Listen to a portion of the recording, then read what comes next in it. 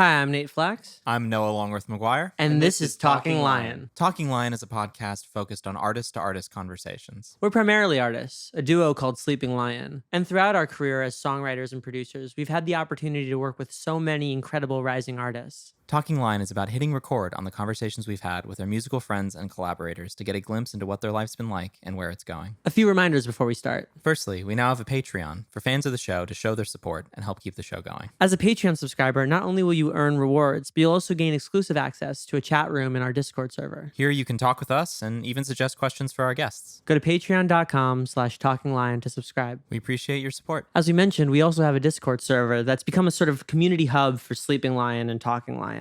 We're very active on there and very eager to talk to you about who you are on the show and how you feel about the new episodes, as well as just talking about life. So yeah, come through and you can talk with us. You can make some new friends, share your art, and share your memes. Go to sleepinglionmusic.com/discord to join our server. We hope to see you there. Lastly, our face is on a shirt. We have shirts now for Talking Lion with our faces on them. If you want to wear us on your shirt, buy a shirt. It helps support the show, and it shows your friends that you like Sleeping Lion and Talking Lion. You can find these shirts on our website, sleepinglionmusic.com/store. Pro tip, Patreon supporters of the honorary Lion tier or higher will get a free shirt. Now back to the show. We recorded this episode with our new friend, Michigander. Though I had met Michigander briefly at school night in Los Angeles, this was the first time we got a chance to really talk. He had recently put out his EP, Everything Will Be Okay Eventually, and had been announced for the lineup of Firefly. A hilarious Michigonian with great songs, this was a really fun interview for us that we hope you enjoy. So, without further ado, this is Jason from Michigander, and this is Talking Lion.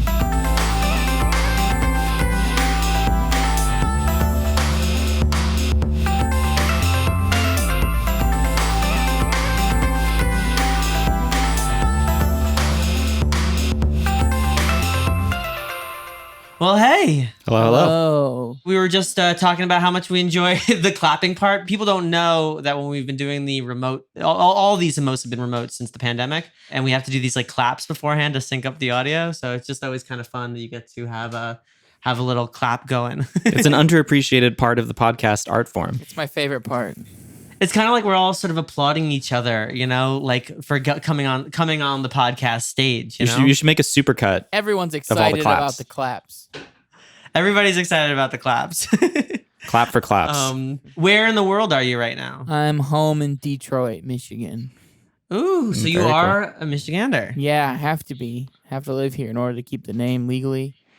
Yeah, that's part of the people don't know that the artist requirements. Right. You know, you can lose the title, you can lose the trademark. You know, Yes. if you're not careful. Totally. Where are y'all at? We're on the east side of LA. We're like in Echo Park. Okay, cool. I think we very, very briefly met, you and I, at like school night for exactly 5 seconds wow. when you played school night. Yes.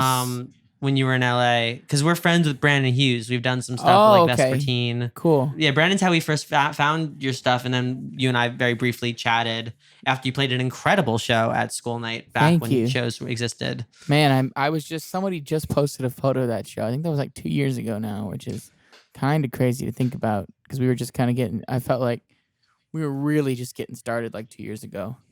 And yeah, that's weird. It's time. What is time?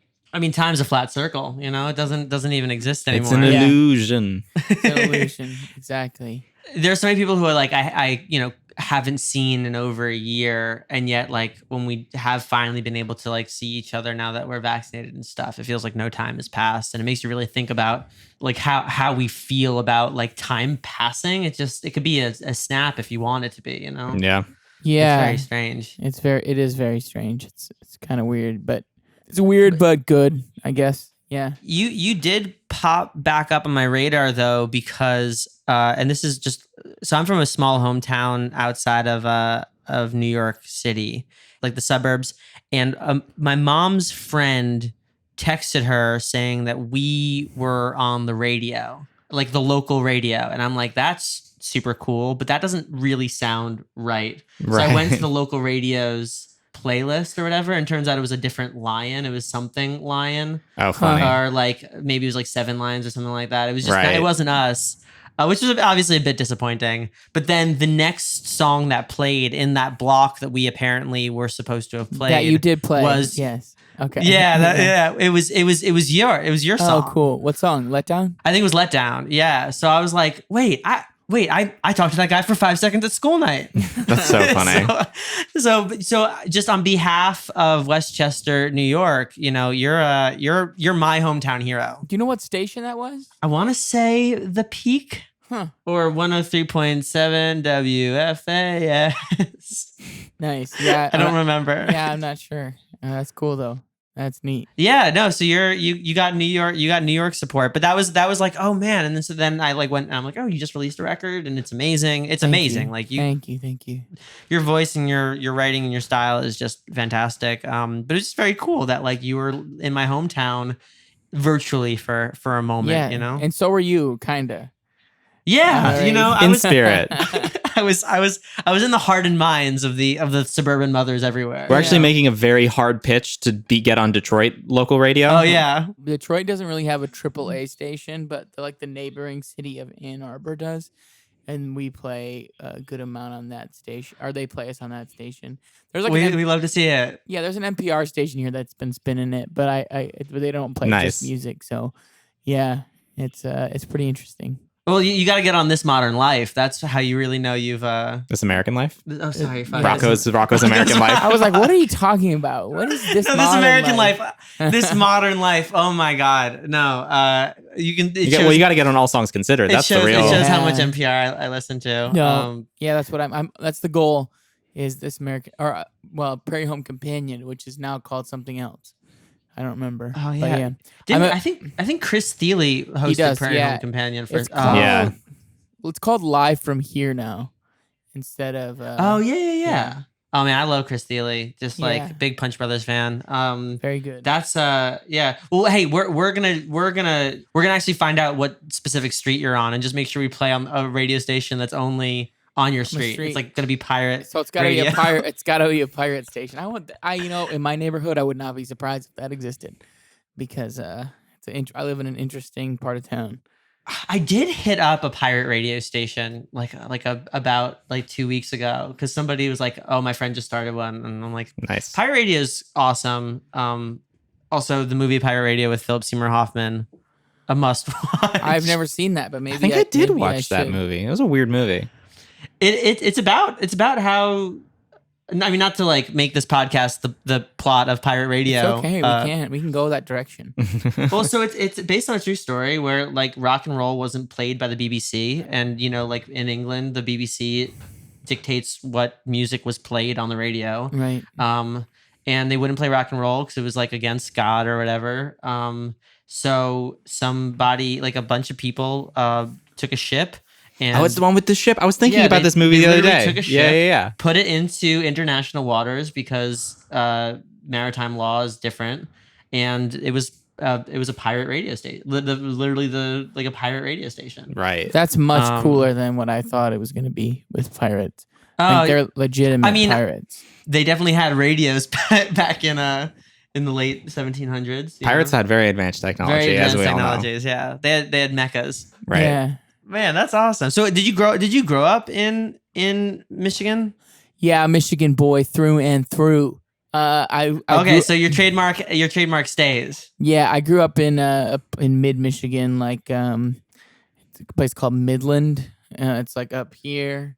People like when I do that map I love thing. when they hold up the glove. That my favorite part about talking to anybody from Michigan is that they hold up their hand to show where they live.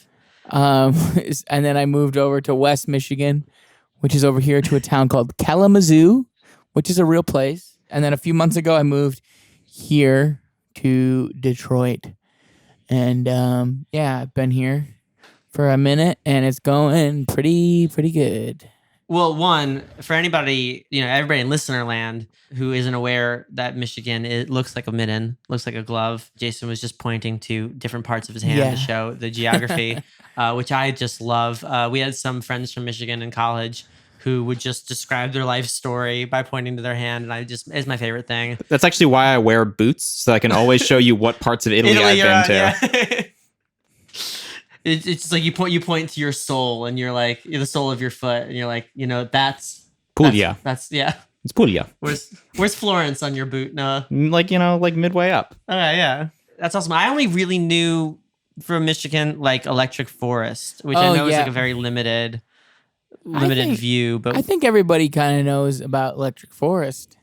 But yeah, that's in West Michigan, in the middle of nowhere. Have you been here to Michigan before? I haven't. I actually, so when I was like 16, I was a big fan of the Bon Iver song Michigan. And when I got my license, I kept telling my friends, okay, when we get a week away from school, we're driving to Michigan. And they're like, why? And I'm like, cause why not? Like Yeah. what else? Like where else would we drive?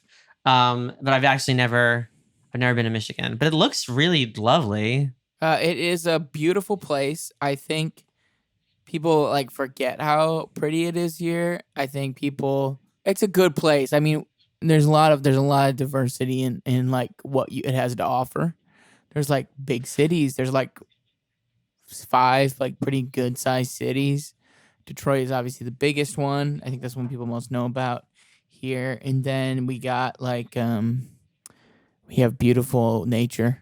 A lot of beautiful. What's the music scene like where you are, and what was it like kind of growing up? The whole state is kind of one big scene, in my opinion. Like, I mean, there are like little things, but Detroit has a lot of bands, and Detroit has a lot of hip hop and a lot of like pop music, and also like a lot of punk music. That's kind of the big thing here. But the music scene was never like at the forefront of anything that I experienced growing up. I mean, I went to shows, local shows, and like local bands were like these local like hometown heroes and such of musicians, and it was just cool.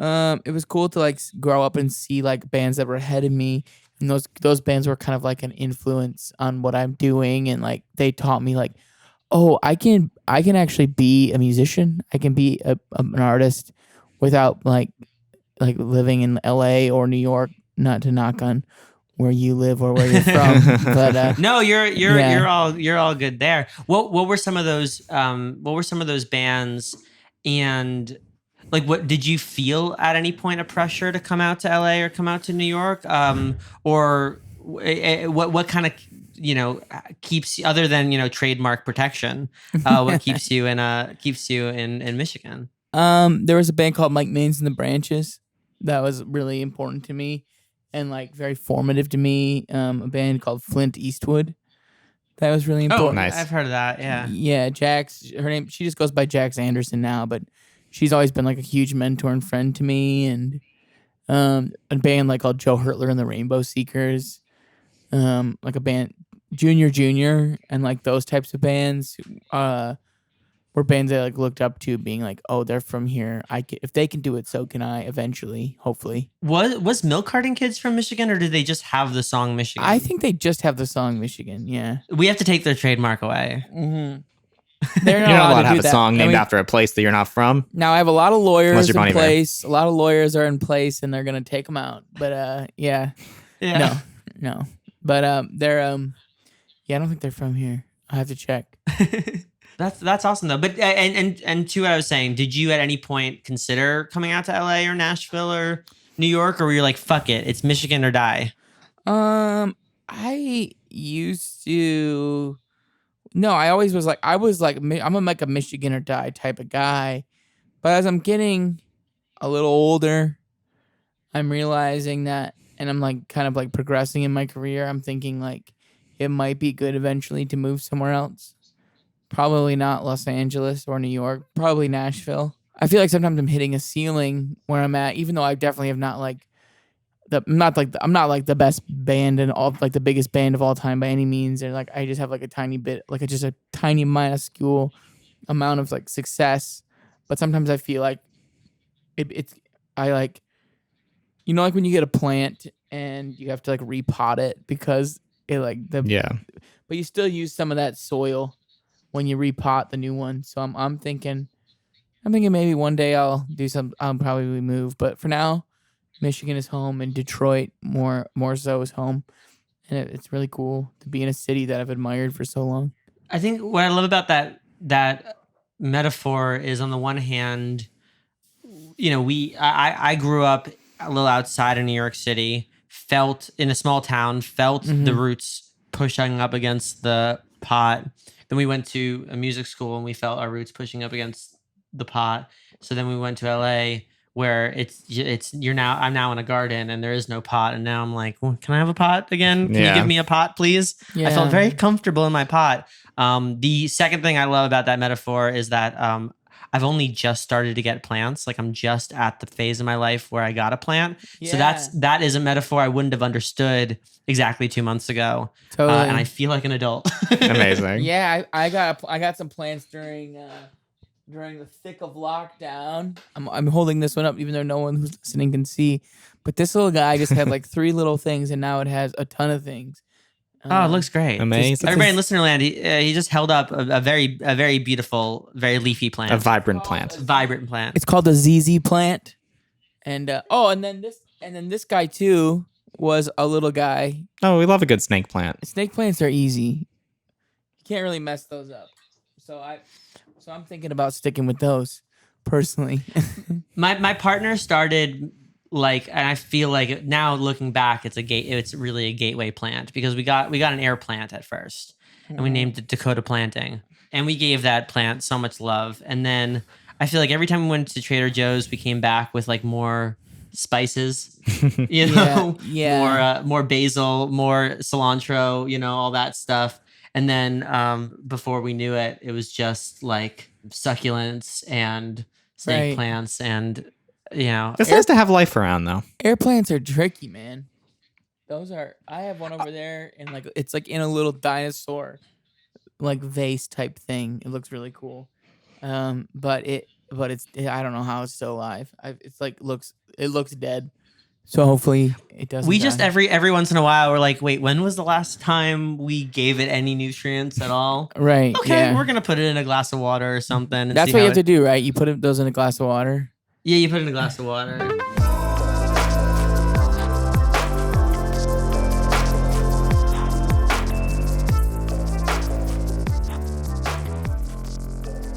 I just saw you got announced for Firefly. Yeah, that's exciting. I think that's in September.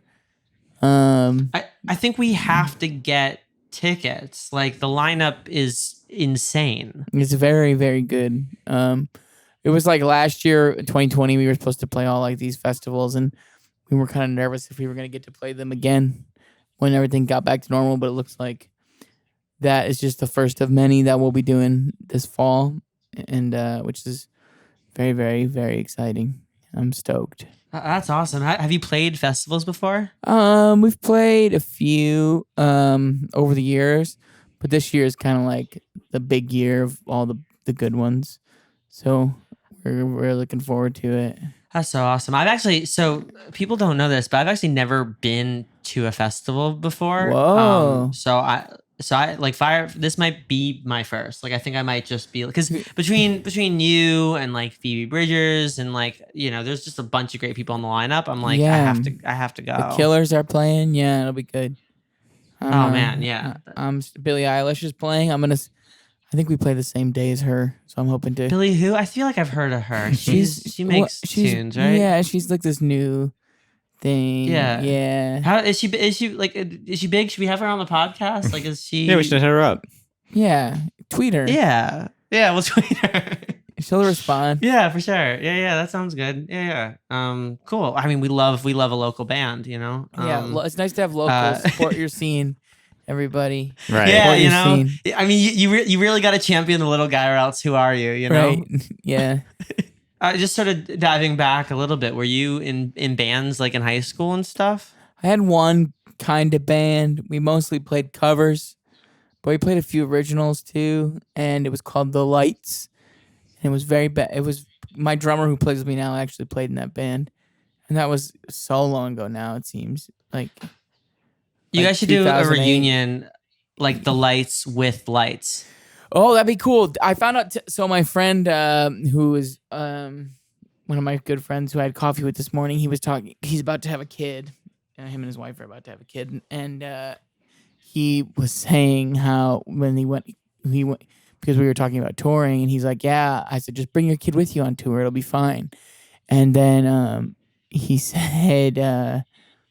What did he say? He said, yeah, when we were on tour supporting Lights, like a few years ago, she brought her kid, and her kid's name is Rocket, which is Whoa, I love which is a cool band name, or not a cool band name, a cool kid name. It's a cool band name too, I guess.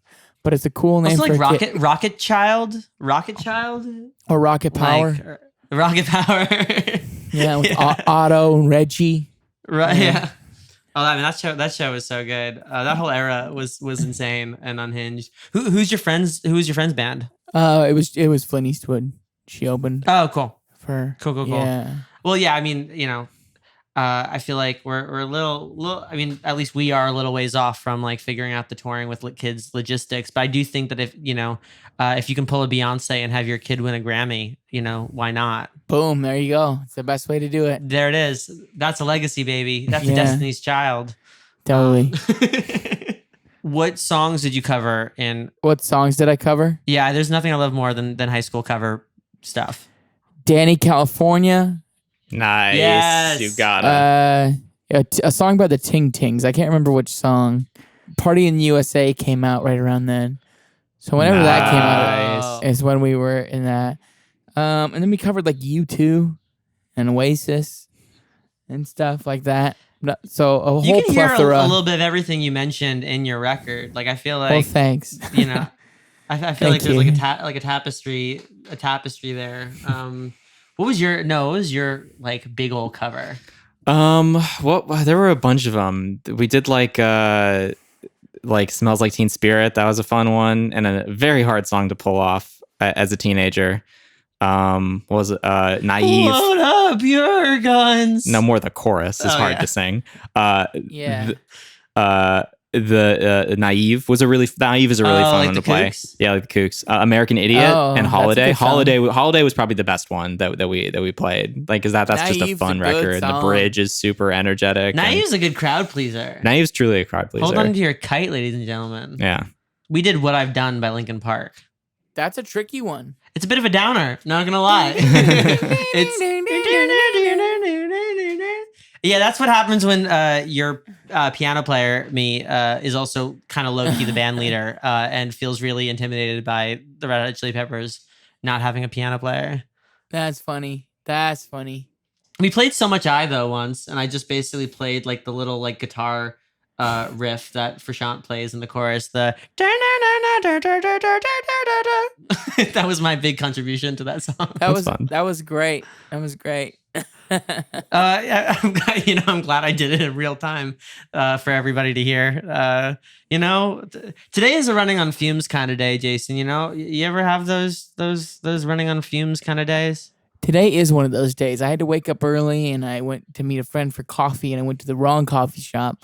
So then I went. Oh, So no. then I had to go to another coffee shop and I hung out with him for like an hour. Then I did a photo shoot, and then I had to come to and then I had to get Chipotle, and then I had to rush home to get to this, and then I forgot that I had dinner plans after this. So it's just go.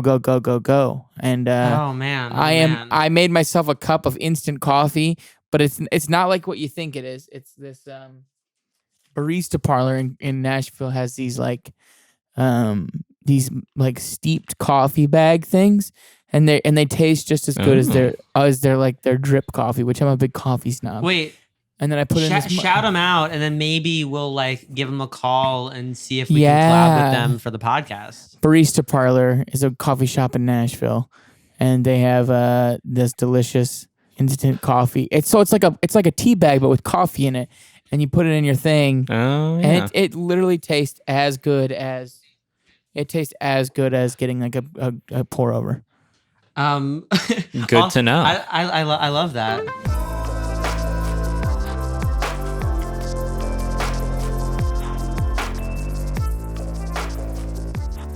So I was in New York yesterday, and so I'm what you call I call it dumb jet lagged. Like Noah grew up in Rome, Italy, so he had real big boy jet lag. Especially now living in Los Angeles, it's 9 hours, and 9 hours is real jet lag that you shouldn't mess around with. When you come back from seeing your family in Rome, you're fucked up a little bit. A little bit, yeah.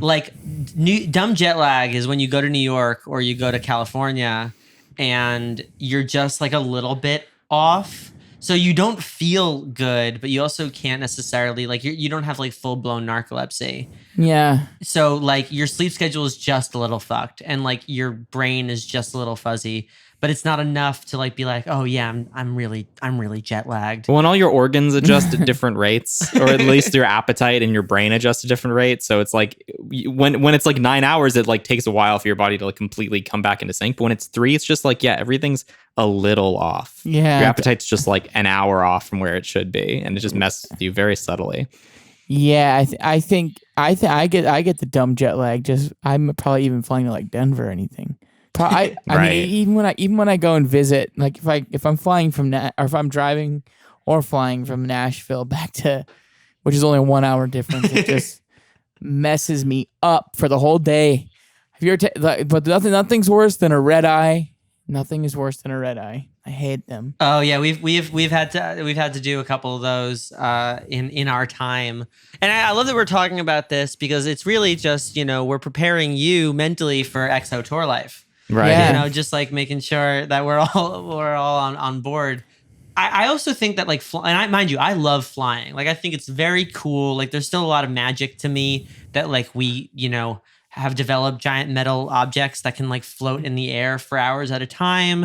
And I love that like nobody can reach you in the air. So, you can just like watch as many movies as you want without judgment and work on your screenplay and snore on your neighbor's shoulder. Like I love flying. They give you free biscotti. And airports are so fun. Airports are so like It's listen, like a fun little shopping mall. We are weird little masochists. Like, No, I feel the same. I feel the same way. I love flying.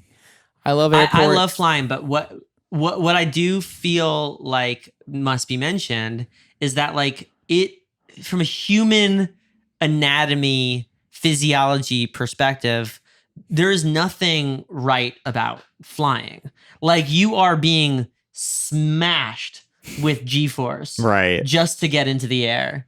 And then you like your body is like vaguely aware of how far down the ground is. Yeah. But also you're being literally pressurized so that you don't explode in your seat That's at crazy. any moment. What a crazy thing. whole flying, like having recycled air Right. and drinking ginger ale and biscotti. You don't drink biscotti. I mean, Yeah, you yeah. can drink biscotti if you, You dip can. it in You, your ginger ale. you but that's crush it really up just a- and you just put it in straight. Right. and it's good You to put it in go. the tea.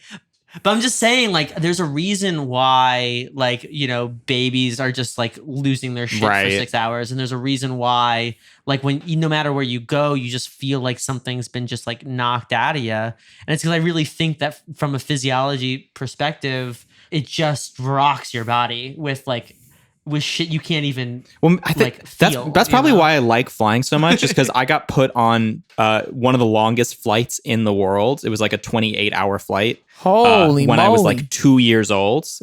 And I did that flight every year, or sometimes twice a year. You were molded by the G-force. I was molded by the G-force. Like That's and so as a wild. kid, I would be on these super mega ultra long flights, and I would watch like 10 movies, and then I would go on normal flights, and I would get mad at my parents because I'd be like, "There's not enough time to play games and watch movies. Why are these flights so short?" That's Like funny. that was just my baseline. So now it's like, I think that's part of the reason I naturally was built to love airplanes, That whether is- I liked it or not. Oh, I could not imagine. I like flying, but I don't like flying that much. I just want to live on an airplane. Just put me in the sky, No. perpetual motion. Let's go. No, way. Put me on a blimp. My mortal enemy, the now, blimp. now My a mortal- blimp. A blimp. Yes, I would fly in a blimp. All I want. Yeah, that's all I want. Well, you don't man. have to deal with the same G-force from a blimp, you Right. know? It's really the G-force that Yeah. I don't know how we got here, but Are you it's- saying you would or would not be an astronaut? What? Okay, I might be an astronaut. Would you be an astronaut? I would be an astronaut. I think it'd be fun. I'm probably too tall and too wide for the suits, though. So I'm probably not good enough at math to Yeah, be you an gotta- astronaut. I feel like I would if you put me in one of those G-force like spinny aroundy things, Oh, I you would throw up I so would much. throw up. Yeah. I'm not like a throw uppy person, but those are like, it's just not natural. Wait, Jason and Noah, do you want to start a band and we only play shows in airplanes? yes. It's called G-force. That's Okay, great, I'm actually. finished. Yeah. How you weren't even finished, and I said yes. I Yeah, no, was he's hoping in. it was You're- Only if we can I do was a hoping pop it was punk gonna- cover of like a G6. Ooh, like a G4. Wait, what were you saying? Wait, Jason, what were you saying? I was saying that I thought we were just gonna play music in airplanes, which from time to time you see wholesome singer songwriters doing, and then they go viral on the internet. So maybe if we do that, we'll be skyrocketing. Our careers will take off.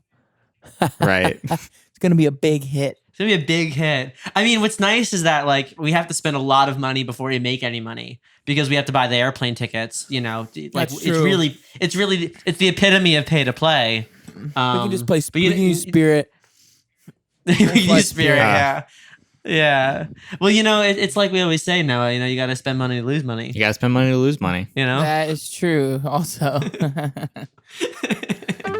Pausing the podcast to remind you that we have a Patreon that you can subscribe to if you want to support the show. If you're enjoying this episode, but you're thinking that you've got a burning question for an artist, or you just want to talk with us, or maybe you just want to mug with our faces, our Patreon's the way to go. So go to patreon.com/talkinglion to subscribe. Now back to the show. And here's my segue. Maybe everything will be okay eventually. maybe, Nice. mayhaps that was a nice segue. You have a record that just came out, and I it's do. fantastic. Thank you. Tell me about the process for it. How much of it was done or affected by the pandemic? And other than "Let Down," do you have a favorite song on the record? Letdown's is probably my least favorite, to be honest. Oh, you gotta love when the least favorites pop a little, you know. Well, I mean, maybe because I've just played it so many times for all these live streams and things, but I mean, I think it's a great song. It's just I've played it so much. I started writing it in 2019, end of 2019. We were on tour with Pete Yorn, and we were kind of jamming out some of the songs on the tour. And then in January, we kind of figured out what we wanted to record, and we went into the studio and started tracking. And then everything shut down, and so we were supposed to start tracking again, but we didn't get back in the studio till May, and then back again in June, and then we kind of finished up the in-studio stuff in June-ish. And then we were going to put it out in the summer, and then we were going to put it out in the fall, so it just kind of kept changing over and over and over. And so we decided to just hold off on it until this year, which I'm really glad we did. And we just put out Let Down in 2020. And yeah.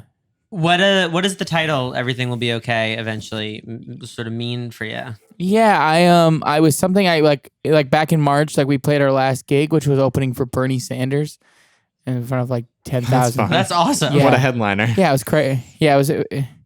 Yeah, we played that, and then a week later everything stopped. And so we were like, oh, this sucks, but we'll be good by the summer.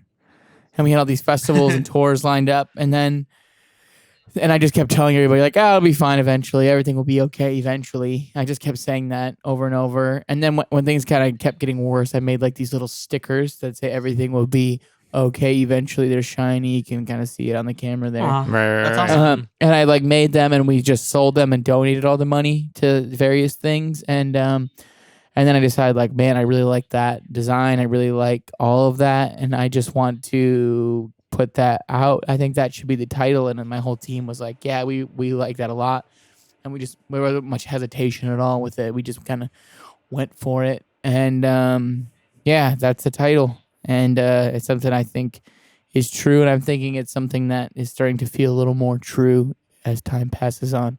Yeah, I think what's been so interesting is for a while, it wasn't even light at the end of the tunnel. It was understanding what that light would even look like. And I just got off a call with a friend of mine, actually, another podcast alum, my friend Charlie Curtis Beard. We were talking about maybe putting together a little small show, with people having to show their Vax cards and stuff, and just sort of realizing that we are kind of just slowly getting into a sense of what life was like before it, but also having learned how to kind of take care of each other. I mean, not everybody necessarily learned that lesson, but learning how to take care of each other and how to maybe take care of our mental health, and that everything will be okay eventually. That really, really resonates. Is there a song on the record that you wrote during the pandemic? And is there a line that maybe sort of stands out as something that like would resonate with you? Together and Okay were actually written during all of it. Together, I thought was like, if the world's gonna fall apart, at least we're all we're gonna fall together. At least we're all here in it together. And I always thought that was something. Ashes, ashes, we all fall down. Yeah, it was just something I thought was cool. Yeah, the first line of that song is, "Oh my God, the world is ending, but do you still want to meet me for dinner?" Well, oh my God, the world is ending. Do you still wanna meet me for dinner? And cute. so, and yeah, I don't know, like it's just it was a weird feeling, and I wrote that song like second week of March, and I hope it doesn't reflect the times too much, but I'm hoping that song. I just kind of want these songs to be kind of the soundtrack to people's return to normal, more than anything. That's kind of the vibe I'm going for now. The soundtrack to people's return to normal. I love that. That's love great. that. I love that. It's, I feel like that's why, you see a lot of people on TikTok and stuff like getting very excited about like the song of the summer or whatever, because it really is like those songs are going to be the ones that you remember seeing your friends again too. Like there's going to be like a level of nostalgia, years from now for the time of The return, the great reconnection. the great reconnection, the first Yeah. parties and such. Yeah. So that's so special. Well, and also, as far as timeliness goes, like, hey, I know the world is ending, but you still go to dinner. I mean, I think anybody who is opening for Bernie, I mean, we're Bernie voters, and just like I think that the way he speaks and the way like everybody who understands what he's aiming for is that the world is ending. Like I feel like the way that he speaks with this gusto and of this hope that, okay, maybe we can all recognize this crazy inequality that is unsustainable, and maybe the world doesn't have to end. Maybe we can all come together and fix it. And of course, we were, as a country, was like, what if we didn't? Right.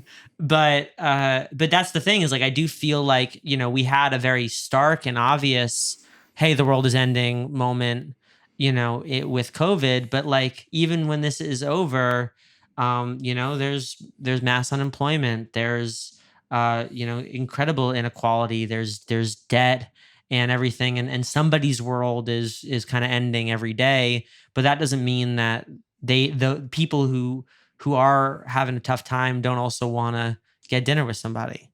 People who are having a tough time don't necessarily want to, doesn't mean that they can't live life in a sort of compartmentalized sort of way. Yeah, So I think that's we're really special. I think we're all much better prepared for the end of the world, because we all had to learn this lesson of everything will be okay eventually, in real time, of how to weather a storm. So I feel like on my more optimistic days, I feel like, oh yeah, like maybe the planet is heating up and we're running out of water, but I feel like we at least have we know are running out of water, but we know how to be.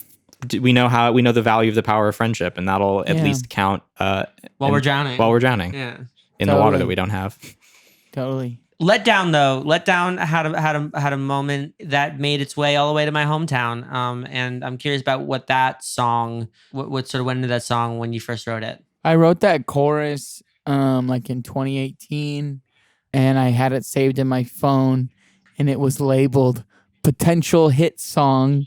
Maybe, I don't know. 'Cause I got high hopes, I got high hopes, but they let me down. They usually let me down. I love that. That's great. That's what legitimately what it was labeled. And That's then- a very like artist voice memo thing to do. I literally have texted Noah like 8 or 9 times a voice memo where it's just like the hit. That's funny. Yeah, and so I did that, and then like I had this other idea that I ended up writing like in 2019, and I kind of put them together, and yeah, That's kind of how it came about. So it's a little bit of a. Like, Is there a line in that stands out to you? I like the first line, which is "You're a concept worth exploring." You're a concept worth exploring. Never nervous, never boring. I don't wanna mess it up. No, I don't wanna mess it up. Which is like talking Yeah. about someone, like the concept of that person is worth pursuing, at least temporarily. And I mean, it kind of sounds maybe a little mean, but I think people look over that line sometimes. But I like that line a lot. No, I mean that's why what this show is for, is to highlight the lines that people aren't necessarily listening for. I was talking to a friend of mine actually the other day, and I said one of the things that I love about talking to other people, because people have, historically there are people who are more or less nervous about speaking to other people. But I said the reason I love talking to other people is because everybody can tell you something that you didn't know. Because, no matter how many facts there are in the world or books or anything, like if you tell me something about yourself, no matter who in the world I ask, you're the only one who can tell me that information. Yeah. So as somebody who does like exploring concepts, I love talking to people because of that. And I think that that's the best part of like even just like starting relationships or whatever, is like the get to know you phase is like fucking magical. Like it lines up with the honeymoon phase, because you're like, cool, I get to learn. You get to learn all this stuff. I get to be a lifelong learner. Yeah. I was watching Colbert the other day, for which I never do unless I'm home for the holidays, but I was just having a weird day and I just needed some comfort, and he was interviewing Terry Gross, and he's like, "You're my favorite interviewer," and he's like, "I want to ask you what you think the purpose of the interview is." And she said, "I think that in any interview I always want to learn something, like I always want to get something out of the interview that I don't know, or that especially that the audience might not know." And I thought that was really beautiful. That like the purpose of asking questions is to get new information and to explore new concepts. I heard the reverse interview where she interviewed him on Fresh Air. Oh, that's awesome. Yeah, I've been meaning to listen to that after that interview. Yeah, I'm a big fan of both of them. Yeah. I was listening to a Conan interview, and what I love about, because Conan will be on on comedians' podcasts, but then he'll interview those comedians as well. And what I love is that he's just like, I don't think he said it this explicitly, but like, that every conversation is kind of like that theoretical deck of cards, that no matter what the combination, every time you shuffle it, the combination will always be unique. Like, so just because of the mathematical probability of it. So, our G-force joke earlier, like, required a very specific combination of things, right, unique to the universe to get to that place. Right. I love that chaos. Right. But I think the record's awesome. Thank you. And it was not a letdown. It was a comedy. Hey. Oh man, if we can't throw around some titles up in here, then what are we even doing here? Well, that's our whole job. That's our whole agenda. Yeah, that's the best thing. Is there something that you hope folks take away from the record, that you want to shout out in the public sphere, in the listener land? The little Easter egg is that the first song is better and the last song is together, and it says like we're better together, like as people. Man, I fucking love that. That's really sweet. It's a little Easter egg. I've been trying to. No one caught it, so I've been just trying to say it. And what else is there? I'm really proud of it. It took me I had so much extra time to work on this one, because like the version of the EP that we were going to put out last year is totally different, like sonically, than the one we actually put out. So to have all that extra time to work on it, I think really did a good. I mean, I think it really helped make it what it is, and just all that. Yeah, that's a silver lining to last year. I mean, I think it absolutely shows. And I mean, we experienced something similar where we started a record last year, and then we took the time, and it's just very nice to see how artists have embraced this time to. I mean, we're all perfectionists, whether we want to be or not, and so it's nice that we do get to have this time to actually So often it feels very fraught, like you have to get it out the door. And I feel like now is, if there was ever a time to go back and focus on a record, it was last year. And so that's awesome. And it's nice that we got the exclusive scoop on the Better Together Easter egg. I know. That's the Talking Line exclusive right there. We'll start this whole episode by being like, there is an exclusive Easter egg. Exclusive. Yeah. Jason, are you ready for the question round? I love these. These are my favorite parts. These are my favorite parts of podcasts. No joke. Seriously, I'm very excited. All right. These are hard-hitting journalistic questions. You're probably not ready for this next one. Is this the lightning round? It's like Rolling Thunder if you want it to be. But it says lightning. You can go off on tangents, but I don't want to tangent too All right. much. I'm gonna just shoot from the hip. all right. What is your phone background? My phone background is a picture of me and my girlfriend. Aw, nice. Yeah, but I literally just changed it. So What was it before?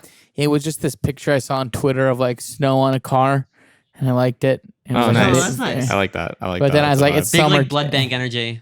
Yeah, definitely. And so, but I just changed it like a week ago. Oh, that's really sweet. Aw. Yeah. Do you have a non-musical hobby? Yes.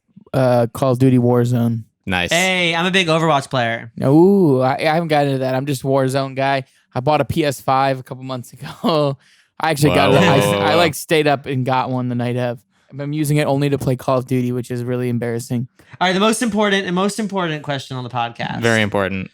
Would You be pirate.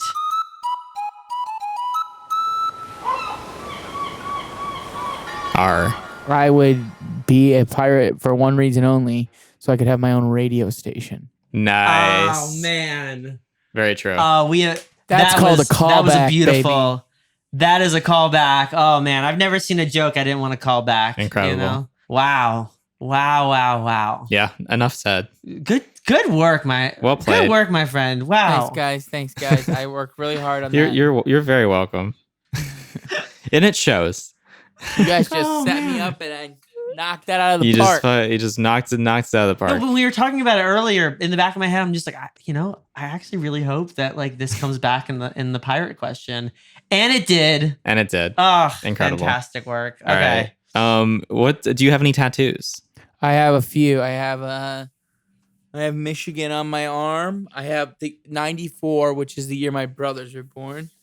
I have 55, which is the year my parents were born. It says "This is fine" on my wrist, which is from the tallest man on earth. Oh, nice. Very nice. And then I I love have tallest man on earth. Yeah, he's great. And then I got when I signed my record deal, I got my logo on my arm. When my friend's tattoo shop opened up, I went and wanted to support them, so I went and got a scorpion on my leg. Nice. And then I recently got this ZZ plant on the back of my arm. Cool. Me and my girlfriend both got not matching tattoos, but we each got plants that we both bought a plant on a trip we went on once, and we're like, that was a good trip. So to get tattoos without them being matching, we each got a plant tattoo, and we got them outside of Chicago near the Wisconsin border for some reason. I don't really remember why. But we were up there, and so that's why we went there. I got that plant, but I actually took some of the leaves and kind of like made a kind of clay out of them, God. and I turned them into a dreidel, and that's how I made my ZZ top. This guy's got puns. I'm sorry. That was good. I saw that one coming, and I really wasn't happy about it. You heard Noah I groan hated exactly it. 50% into it. Yeah. I'm sorry. I can't help myself. That's You funny. know? I respect the hustle. Wait, I respect. can I make a tattoo pitch? Yeah, let's hear it. What if you put like little like dots or like asterisks no, on your hand? No. On your hand. No. Everyone always says No? that. Everyone says that. I don't want to do that. All right, Sorry, all right. man. All right, fine. All right. Sorry, I didn't realize it was such an unoriginal pitch. God. All right. Yeah. That's funny. What was the first concert you ever attended? First real show I ever went to was Coldplay. with Nice. Pete Yorn, That's a good one. And Pete Yorn opened, which was really cool when I got Whoa, to wait, that's open for full Pete Yorn. circle. Our first show was in Toronto. I walked in, and he gave me a big hug, and he's like, "I'm so glad you're put on this tour." And I was like, "Thanks, man. You were the first artist I ever really saw." And he's like, "Whoa!" That's Wow, so that's cool. so cool. And it was one of the last What tours. Coldplay era was it? It was Viva La Vida, so 2008. Oh, that's very Yeah. fun. Yeah. Did they play Talk? They played a version of it. Yeah, it was like a house version of it. But it was cool though. Can you recommend a movie, a book, and a TV show? A movie is A Place Beyond the Pines. 10 out of 10. A book, The Messy Middle, is a good book for anybody who's doing anything creative. And a TV show. There's a show called Your Honor on Showtime with Bryan Cranston. Bryan Cranston? Yeah. Yeah. And that show is 10 out of 10. Perfect show. Very cool. Awesome. I'm adding them to my list. Throw them on the list. Yes. Do you have a scar with a story? Yes. My middle finger is a little shorter. On my left hand is a little shorter than my right one. See that? Oh, yeah. Yeah. It's because when I was younger, my brother and me were in a fight, and I chased him, and he slammed my finger in the door, and I lost some of it. And Damn. yeah, so that sucked. That was very traumatic. But yeah. We've actually had a couple folks on the podcast who have lost parts of their finger Oh, yeah. in childhood accidents. But it's never been the same finger. So I feel like if you guys all come together, you would just be able to show each finger. I almost lost my pinky in a nail cutting accident. Wow. There was very sharp nail cutters involved, and Dang. it sliced halfway through the finger. It was like bleeding Wow. like crazy. Glad it's okay. Yeah, it's okay now. How are you feeling emotionally about it though? I'm still a little scarred because it was someone I trusted. Oh, you can never. It was a parental figure that I trusted, and it's really led to my issues with trusting parental figures. figures in general. Your mentors will leave you, Yeah, or exactly. cut off your fingers. Or cut off your finger if you trust Yeah. them.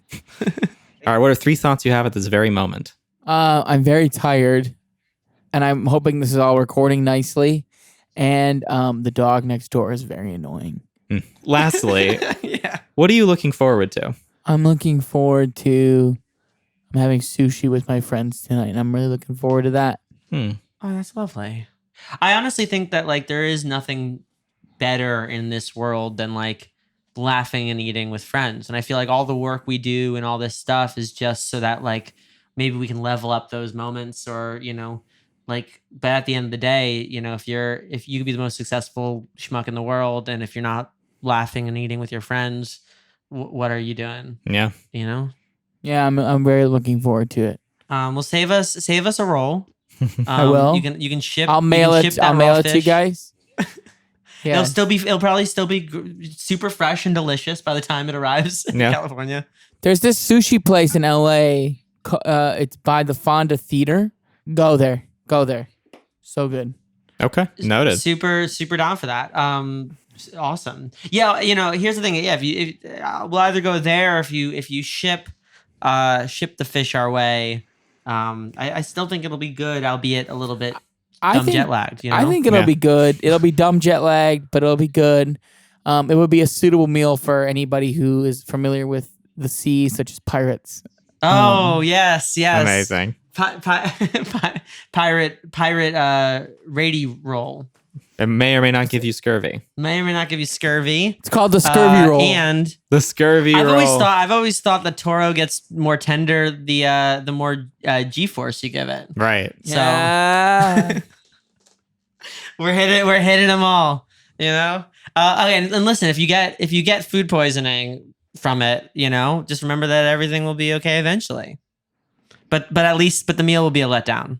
Yeah, there you go. If you want sushi, the place across from the Fonda is better. It's better. It's okay. But man, Jason, it's so nice to meet you. Sort of meet you in this capacity and not in the crazy school night world. Yeah. Thank you so much for being on the podcast, man. We'll talk to you soon. Bye, guys. Have a great week and weekend, or whenever they're listening to this, and keep it crispy. 'Cause I've got high hopes, I got high